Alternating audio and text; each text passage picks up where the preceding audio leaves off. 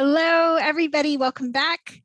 I'm here again with my buddy and favorite English teacher, Laura Estes-Swilley. We were talking about reasons for teacher attrition, how heavy things are right now, how much teachers are carrying.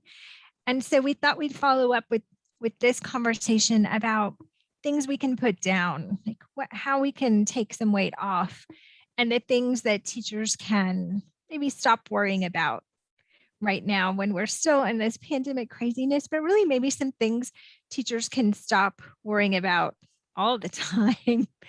So welcome, Laura. How are you? Hi, I'm good. I'm doing fine. How about you? Doing well, doing well. So talk to me about this. What is one thing that we can stop worrying about? Actually, I think the thing that gave us this idea is a great place to start. I was telling you in our last education chat that one of my peers had called me crying and was asking, like, what makes a good teacher?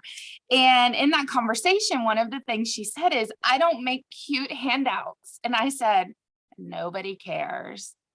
And I think you and I talked about that off camera. And that gave rise to the idea of, well, what do we care about that maybe we shouldn't care about? Are we focusing on some of the wrong things? And that has to be one of them. And I feel like it's not that no one should make a cute handout, because if that's your jam, that's your jam. But if it's not, let it go. Because the truth is, the kids don't really care. So sometimes we do things that are good for us because they make us feel good. And if a cute handout is that, then awesome. But if it's not, then let it go and focus on something that's more important and more in your wheelhouse, because it doesn't matter to the kids. Yeah, it's certainly not essential to get them to understand the concept. Where do you think that comes from? So I'm thinking about, like, as you talk about cute handouts, the classroom decor that's just sort of perfect and over the top, and all. Is that an Instagram thing? Like, where does this come from that things have to be so pretty and fancy and perfect? Yeah, I think the thing that popped to my mind when you said, where does that come from, is Pinterest. Mm. I have jumped on Pinterest to get an idea for something like, oh, I have to decorate my door for a contest or something like that. And sometimes I look at these things and I'm thinking, yeah, I'm not going to do that. I have actually, I got classes to teach, I got papers to grade. I'm not going to do that. Um, so getting inspiration is great. And if you're the person who really, really loves doing that, great. But if you're not, I don't think it matters. So yes, Pinterest, Instagram, social media. And then two, I think in a way that's different than like maybe when we started teaching, everyone is interested in decorating. So like you and I have always been interested in decorating our homes and our spaces and creating a feel and a message within our homes. But now everyone is doing that. And so if that's what you do at home, it extends into your classroom. And I think that's, to me, one of the big things that we need to let go of is realizing that school is our job and it is not our home. And letting some of that go and not spending all of our time thinking about and working on and preparing for and decorating would help us get that message that this is our job and it's so important, super important job. But home is more important because that's your actual life. Mm. I'm gonna blame Joanna Gaines. I could totally blame Joanna Gaines for that. But I liked what you said. Like, if that gives you energy, like if that lights your fire, by all means. And if you have the time, if you're not sacrificing other things, Right. then do that. Have at it. Well, But and I want to admit that this is not a criticism, because you've been in and out of my classroom for years, that I care about my space.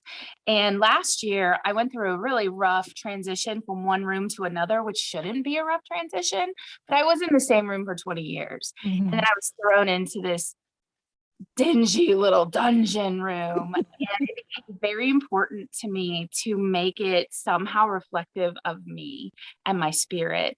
And it was all about bringing in color and like some vibrancy. And so I'm not saying it's not important. What I am saying is if it's not important to you, then don't stress over it. Stop worrying about it, because Right. maybe you have a different talent that's going to create that culture and that family in your classroom as well. So maybe it's thinking about the why we do some of these things. So if you're creating this beautiful, perfect Instagram classroom because that lights your fire and it makes you feel good. But if you're doing that to impress other people, like I think you might have to dig a little deep and reflect on why, or to put things on social media or because of some of that pressure, then Yes. that's certainly something to let go of. A couple of years ago in elementary, I think we're way more guilty of this than high school. There was a thing about these room transformations, and you were going to teach some lesson and you would like transform the whole room like a Disney space. And Oh, I like the time and money just for this unit or these lessons always struck me as I would feel overwhelmed by that.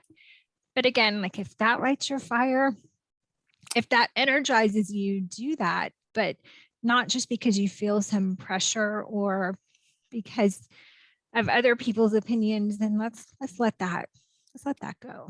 I agree. I think about, actually, this will probably surprise you because I've never told you this, but I think about your classroom. I think it was a second grade classroom. I came in the summer to help you, and you were putting denim across this giant board. It was huge. And it was, it was cute. It was denim and it was fun, but so functional, so utilitarian. Like anything and everything probably did go on that board and come back off with ease. And then it was already cut and ready to go for next year, and it was still usable. And I sometimes do think about that. Like, remember when Julie had that denim? What can I do that will be as functional? Because I sometimes tend to be too fancy in my thoughts, and that's not utilitarian. It's like the fancy handout. Nobody needs it. Right. And nobody needs some of the like crazy fancy ideas I might have. What we really need is a workspace that is welcoming and happy. Other than that, what do we need? And so I often call on the utilitarian and still really nice of your classroom.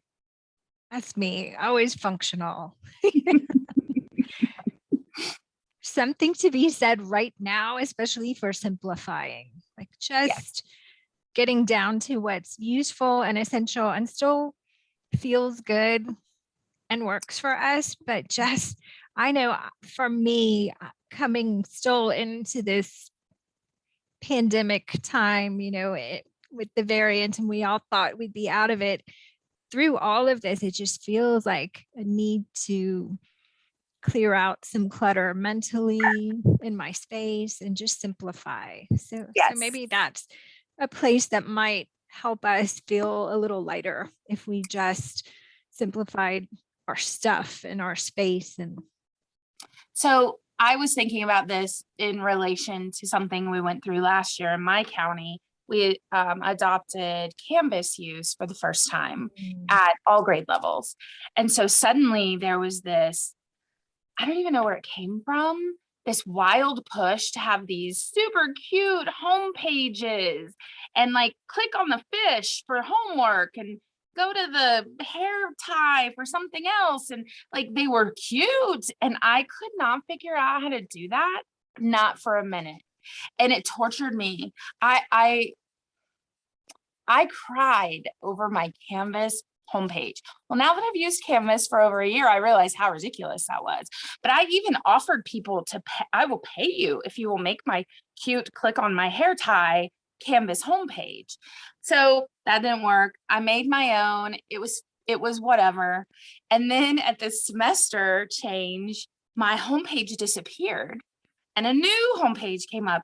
Well, I didn't have time. I didn't have the bandwidth nor the talent to like transfer that. And I just left it. And I remember toward the end of the year, I said to my students, so remember first semester, I have this really cute homepage with like this banner, class of 2021, and all these buttons. And they were like, sure, yeah, yes, we remember that totally. And I was like, but then we didn't have it. Did that matter to you? And they laughed. They were like, oh, seriously, nobody cares about that. Just so we know where to find what we need. And I was like, okay, I was so worried about something that doesn't matter. And sometimes we don't know that until we even check in with the kids and they will tell us this is not part of our learning. That is what the kids want, is something useful, something that they can easily navigate, something that helps them figure out. Like, I think they're like us right now. They just want to know like what they need to do. And they want the easiest route possible to that. I know my grad students are that way. We use a Moodle platform. It's not Canvas, but it's similar. They don't care. What they like is when everything's really clear and the due date's there and they can find the directions and all of those things. So I think it's a lot. I hate to say this. I think it's a lot of peer pressure. If we go back to your question of where does this come from? And we said Instagram and Pinterest and social media. Well, what we're really talking about is peer pressure. Someone else's looks really, really awesome. And so I can't do mine just basic because that makes my basic look even worse because theirs is so fabulous.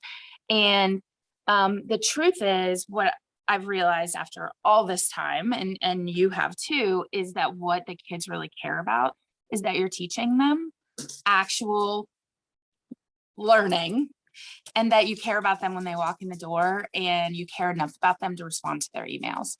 The rest of it is just about us, I think.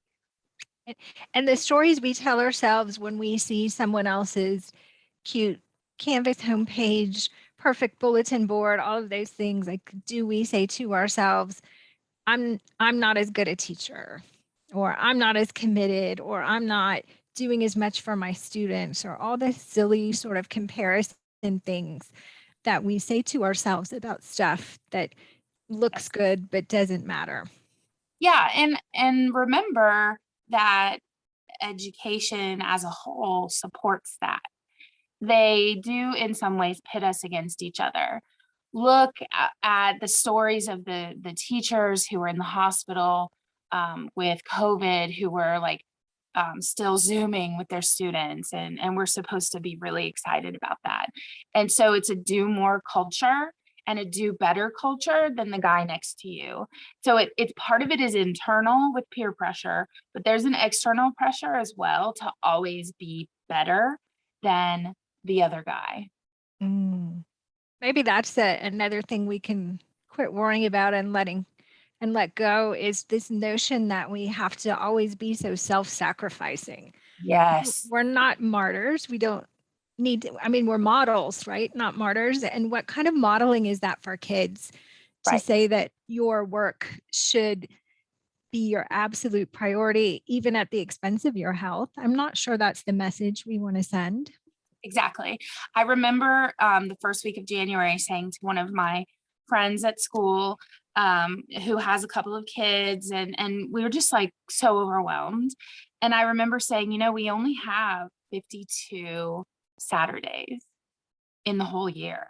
We only have 52 weekends. Those are sacred. Why are we not treating them as sacred? And we spend, so in elementary, you spend 180 hours a year with those kids. But if we're looking at like quality daylight hours where we can really sink our teeth into family time, you only have 104 with your kids. Where you're not in the bustle of homework, dinner, bath time, bed. That's an inequity, and we have to actually work to honor that our families need our whole time. And the pressure, the outside pressure of sacrifice, like you're talking about, can take over, and then we're getting even less and less with the people who we love, who we're really like, like put on earth to nurture and help grow. We have a very important job to nurture and help those students grow in their learning and maybe morally and a little socially at times, but far more important are the people in our homes. True. And I think when we talk about simplifying, we try to pack so much in, like we pack so much in the time we have with our students because we think we've got to do this and this and this and this and get all these things covered. And then we do the same thing at home with our families. We've got to do this and this and this and this and get here and there and there. And the one thing COVID did do, and I heard this, my kids are grown now, but I heard this from people with younger kids. They want your time and attention. They're amplifying your ideas is what they're doing. I heard someone say like part of the gift of COVID was that it slowed us down. We stayed home more. We played board games. We stopped like rushing, packing so much in. And I know there have been times as a teacher, I can think of one time when I really had to reflect on that, about slowing down and really like looking at kids and being present and going deeper into conversations about the things that we were learning. When Zach Tucker died, he was my second grade student, as you know, and was diagnosed with a really fast growing brain tumor at the end of his year with me. And we lost him the next May. And it makes you reflect on how you spend your time in the classroom. And so I remember thinking like, had I known that was the last year he'd have in school, what would I have done differently? And that was the thing, like I would have slowed down. I would have really like looked at him more, really would have spent more time talking about books with him because he loved to read, or letting him share his writing. But instead we're racing through all this curriculum we have to get done, and we're checking off the things on our list. And I have to say that changed me a bit as a teacher, because you realize how precious time is and what's really important. And so maybe we need to simplify as we're stopping worrying about all this stuff, like the same thing with all the stuff on our schedule. Just let go of some of those things. They're not that important. If they don't get done, it's okay. And just simplify that time so we can be fully present and we can do things that are meaningful. I was thinking about that this morning in terms of like the teachable moment, and how many teachers, probably younger, newer teachers, lose that. They let it fly by because they have this schedule and they have to get everything done. And I know more and more teachers are under a certain pressure to follow a calendar and meet, time limits for everything, and there's no wiggle room. And that needs to change. Like, let me just be clear. That is wrong. It needs to change because we're missing so much, not just those moments where you can really focus in on one student, but also those teachable moments. Like for me, it was last week, we had to talk about devious licks from TikTok. And that's not in the English curriculum. It's just not. But we needed to talk about it because you can't deny what's happening in the hallway for long. You can only put it off. And teachable moments are precious. And we get so few as adults. Like, if a lot of times I think, and you might not agree with this, I don't know, we've never talked about it.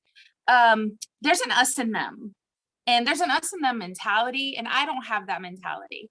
But I understand, and I remember very clearly being a teenager, and it's us and them. And they want to get away with whatever they can to get one over on us, right? And so if you don't stop, like Ferris Bueller said, sometimes you have to stop, and you have to look around, and you have to have those conversations. And that's another thing we have to be willing to do. Let some things go that aren't as important so we can do what is really important, the work of actually teaching the kids. Influencing them, because for you in high school, they're at that point where the peer influence is so important that anytime we can give them a counter argument and help them think about the people they really want to be and want to become, and listen to themselves instead of always hearing that peer pressure. That's as valuable as any page in the textbook, more Absolutely. so. Yep. We're going to stop worrying about our perfect classrooms, our cute worksheets. We're going to stop worrying about trying to pack everything into our days at school and at home. What else do you think we can stop worrying about right now? So I have two things, I think, and they're not the same. I think one is superficial and one is much, much deeper. I think that we need to stop worrying about like our hair, our fashion, our whatever 10 pounds up or down we want to be, because that's not what we're there for. Now, in your private life, you just like worry all you want, and nobody worries about their hair more than I do. But in your professional life, those kids don't care. If they don't care how your room is decorated, or that your canvas looks kitschy, or that your handouts are clever, they certainly don't care if your hair's in a ponytail. They Say just we should stop worrying about that altogether. I'm not sure it's a good use of any of our energy or time. And I think it's another thing where if fashion, you are way more fashion forward than me. And if fashion makes you happy and feel good, by all means, if it energizes you, express yourself, do it. But worrying about what we look like takes so much time and energy, and is such a waste of time and energy. And you're right, kids don't care. So let's put that down right now. We don't have to be perfect. We don't have to, certainly don't have to look perfect. Nobody cares. I can't tell you the amount of time in my life I have wasted worrying about a spot on my white pants or my hair, or as a principal, that was the last thing I should be worrying about. But I did, because I felt like I was in a visible position. Nobody cares. They want to know, do you see me? Do you care about me? Will you support me? Are you competent to do this work? All the things, but they certainly don't care what the number on the scale says, what your hair is looking like, any of that. right. And again, it's a time when you really think about what's important. When you think about how fragile life is, why would we worry about this stuff? You know, I don't mean to like draw gender lines here, but in high school, I probably work with a lot more male teachers than you see in an elementary school. And this is an area the men have mastered. They are not competing about their classrooms. They do not care what you think of their hair or their outfit or their lessons, for that matter. They know what they're doing and they stand behind it. They'll gladly explain it to you if you want to know. But past that, they really don't care what anybody else thinks. So I know not all women are the same, but we're people pleasers in a lot of ways. And we could take a lesson from them, I think. That's interesting. I'm thinking, I'm in higher ed now. And so it's a bit of a different culture, but Yeah. I see less of that need to, that the peer pressure is different. So I see less of that need to look a certain way or have an office that looks a certain way. There's pressure to do other things more perfectly.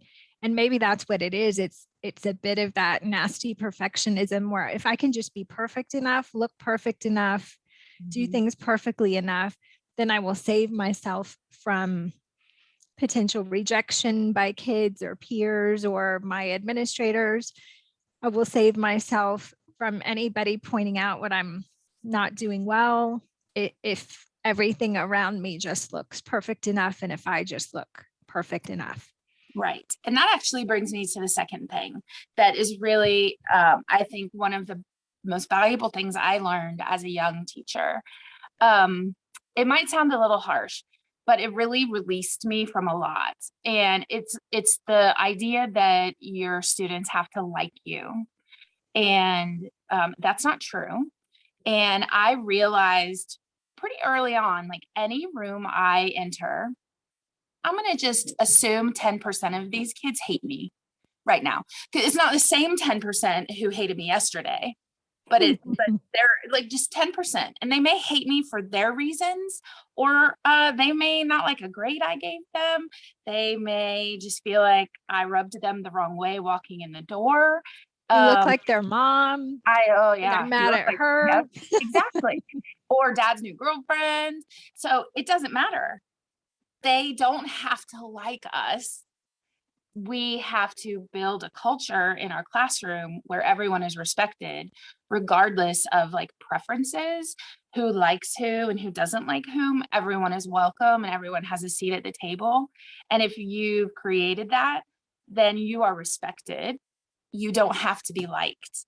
And like letting go of some of that is a very freeing. And it helps, I think, with some of the hard decisions and like hard lines that you might have to take as you go. That's so interesting, because I do principal coaching with new principals, and I had a long conversation with one yesterday about why it's not her job to make sure that every teacher is happy. It is your job to support them. It is your job to listen. It's your job to create conditions in which they can teach and kids can learn. But you are not responsible for anyone else's happiness. What a heavy load. So if you are a teacher in a classroom worrying that 20 plus kids are all happy, that's a heavy load to carry. And it's impossible. You cannot make somebody else happy. No, and you can't make somebody else like you either. If they're determined not to like you, they're determined not to like you. And it's a beautiful lesson. I think I learned it a little early. I remember in 4th grade, it became clear over months and months and months that my teacher did not like me. And I know everybody says their teacher doesn't like them, but like even my mother had to come to terms with, this teacher doesn't like her. And she sat me down and she said, Laura, not everyone is going to like you. Here's the real world. You are not everyone's flavor. Everyone is not going to like you. And I was like, okay, I didn't really fully understand what that meant. Like, what was I, 8? But it's true. You're not everyone's flavor and everyone isn't going to like you. And it's okay. You can still be yourself and you can still be effective, because we're not at a popularity contest. We aren't in school. We work in the school. And it's a little paradigm you have to contend with. I like it. So we're going to quit worrying about what people think about the way our classrooms look, the way we look. We're going to quit worrying about whether or not everybody's happy or everyone likes us. I mean, that right there is a lot of weight.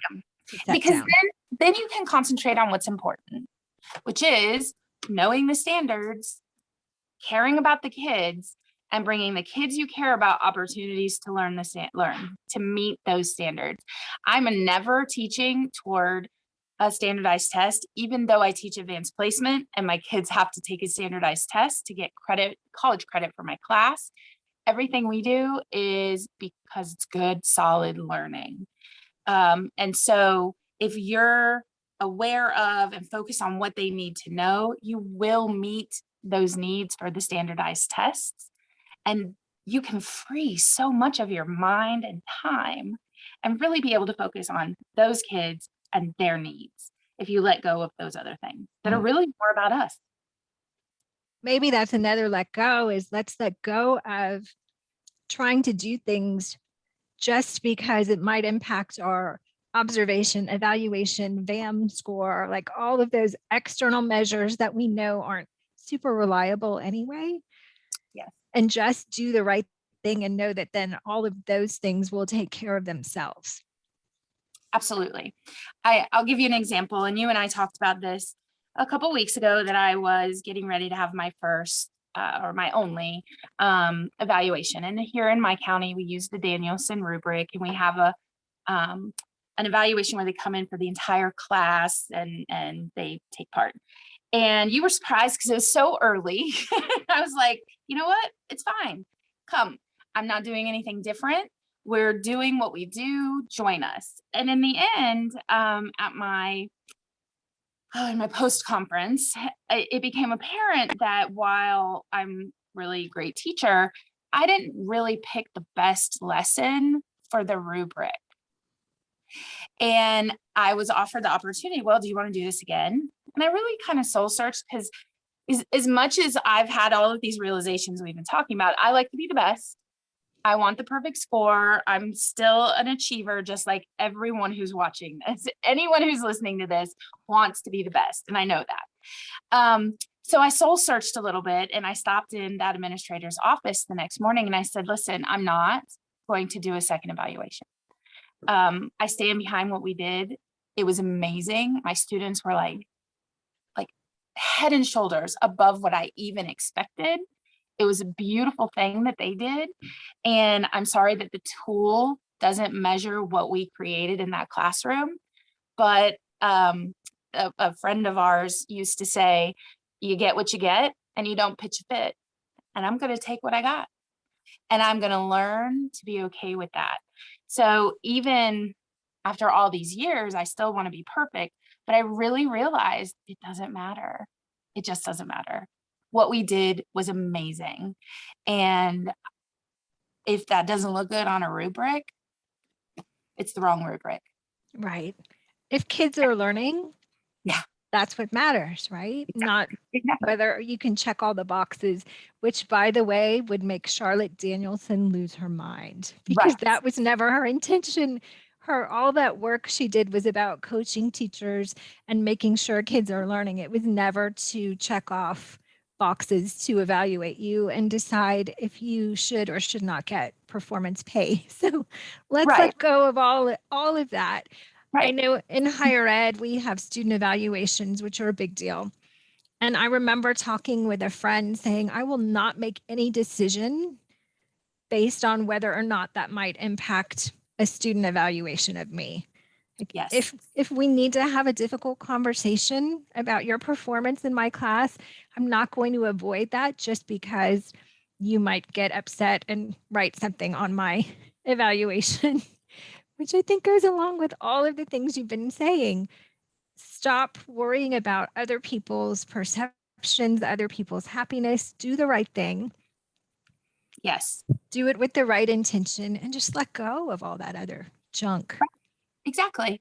Because honestly, what happened in my classroom was amazing work on the students' stance. It wasn't me. I mean, I'm sure I taught them, I scaffolded into this activity and I taught them the framework of how I wanted it to be done, et cetera, et cetera. They did all of the brain work. They were amazing. And if that isn't on a rubric, then your rubric isn't really measuring actual learning. And I got to be okay with that. And so we have to, as educators, step back and look at what's really being measured here. Because what matters is student learning. And if that's what you were looking for in my classroom, then you would know it was top notch. And for you, what's being measured is learning and leadership. And if we're stepping back and looking at that, even some students who are angry because you had to give them hard boundaries, well, that's leadership and that's teaching. And I would expect that. But if it's all flowers and rainbows, what is that professor really doing? You know? So I think that those are good choices. The problem is it's hard. It's hard. And I'm not saying it's easy. I'm 51 years old, I'm 22 years in, and I'm still grappling with it 2 weeks ago.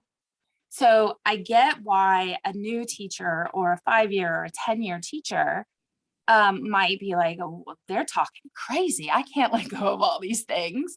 The truth is, if you can let go, you're so much more free to do what you know is right. And that's what this is about. Ultimately, what we have to let go of is this need to do things perfectly, like even to perfectly let go of the things we shouldn't worry about. I remember like trying to start a meditation practice and being so concerned that I wasn't meditating correctly.